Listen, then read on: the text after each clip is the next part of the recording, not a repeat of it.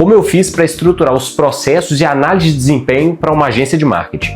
Para a gente analisar desempenho é preciso metrificar, né? Então não tem mágica, não dá para eu achar, tirar do sovaco que algo está acontecendo. Eu preciso registrar essas coisas. Então, para organizar esses processos da agência de marketing, o que a gente fez? Classifiquei aqui todos os posts que foram realizados em redes sociais por data e para eles a gente categorizou os temas, né? Ou seja, sobre o que a gente estava falando em cada um daqueles vídeos.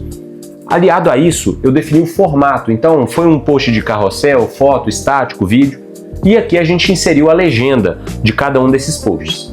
Bom, depois disso, a gente faz um check para saber se o post foi colocado ali na rede social e a gente traz algumas métricas de cada um desses posts. Pô, Pedro, mas dá trabalho pegar as visualizações e curtidas. Dá trabalho mesmo, mas sem isso você não consegue entender o desempenho das coisas. E aí a gente inseriu aqui as visualizações e curtidas de cada um e definimos uma métrica para dizer se o post foi bom, médio, ruim. Então, com base no número de visualizações e curtidas, o próprio sistema classifica um post em bom, médio ou ruim, tá?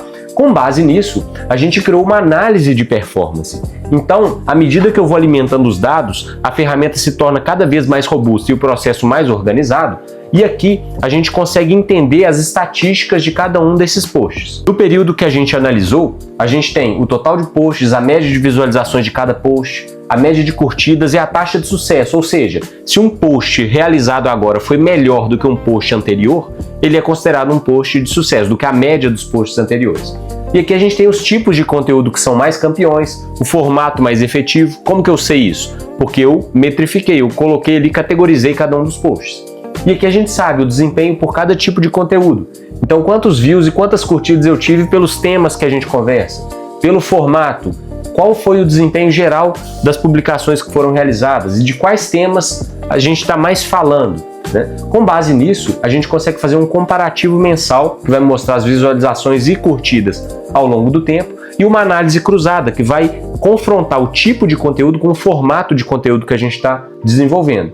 E com base nessa combinação, a gente tem ali do maior para o menor aqueles temas e os tipos de formato. Por exemplo, falar de um dia a dia profissional com um formato de carrossel desempenham melhor do que os demais.